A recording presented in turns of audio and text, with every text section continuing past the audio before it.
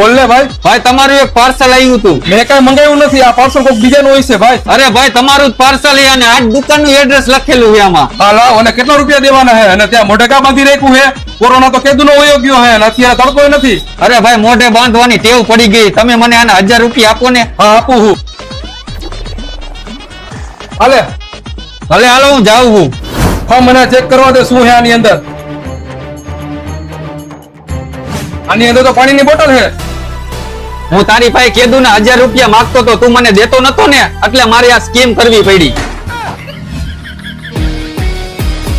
ચકલા કોઈ દી બાજ નો બને મારા કલેજા, અને હું ચકલાઓને બાજ બનવાય નો દઉં. ઈ નોટ ખોટી છે.